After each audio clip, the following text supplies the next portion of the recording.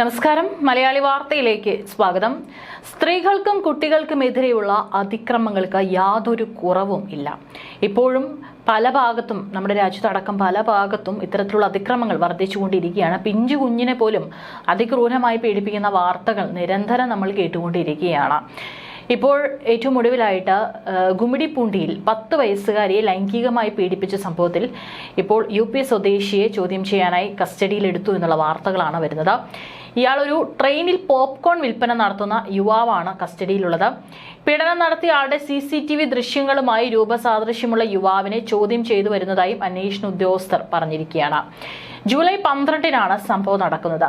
School വിട്ട ശേഷം അറമ്പാക്കം railway സ്റ്റേഷന് സമീപത്തെ വഴിയിലൂടെ മുത്തശ്ശിയുടെ വീട്ടിലേക്ക് നടന്നു പോകുകയെന്ന പെൺകുട്ടിയാണ് പിന്തുടർന്നെത്തിയ യുവാവ് ആക്രമിച്ചത്. വിജനമായ സ്ഥലത്ത് വെച്ചായിരുന്നു സംഭവം. പെൺകുട്ടിയുടെ വായ് മൂടിക്കെട്ടി കുറ്റിക്കാട്ടിലേക്ക് വലിച്ചിഴച്ചു കൊണ്ടുപോയി ലൈംഗികമായി പീഡിപ്പിക്കുകയായിരുന്നു. രക്ഷപ്പെട്ട് ഓടിയ പെൺകുട്ടി വീട്ടിലേക്ക് എത്തിയ ശേഷം വിവരം മുത്തശ്ശിയെ അറിയിക്കുകയും പോലീസിൽ പരാതി നൽകുകയായിരുന്നു.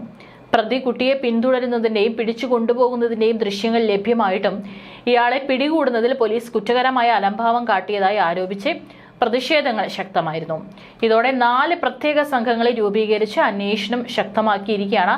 പ്രതിയെക്കുറിച്ച് വിവരം നൽകുന്നവർക്ക് 5 ലക്ഷം രൂപ പാരിതോഷികവും ആദ്യം പ്രഖ്യാപിച്ചിട്ടുണ്ടായിരുന്നു. ഏതായാലും ഇപ്പോൾ രൂപസാദൃശ്യമുള്ള ഒരു പ്രതിയെയാണ് അതായത് CCTV ദൃശ്യങ്ങളിൽ കാണിക്കുന്ന ചിത്രങ്ങളെ പോലെ സാമ്യം ഉള്ള ഒരു യുവാവിനെയാണ് അറസ്റ്റ് ചെയ്തിരിക്കുന്നത്.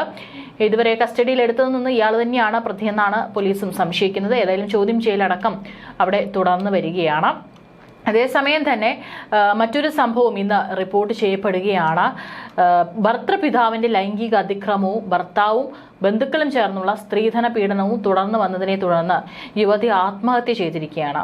തമിഴ്നാട് രാമനാഥപുരം സ്വദേശി രഞ്ജിതയാണ് തീകൊളുത്തി ജീവനൊടുക്കിയത്. ഗുരുതരമായി പൊള്ളലേറ്റ രഞ്ജിത മധുര രാജാജി സർക്കാർ ആശുപത്രിയിൽ ചികിത്സയിലിരിക്കെയാണ് മരിച്ചത്.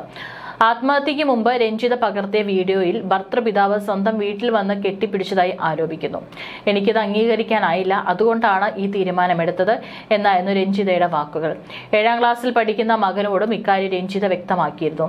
മറ്റൊരു വീഡിയോയിൽ മകനും ഇതേ ആരോപണം ആവർത്തിക്കുന്നു.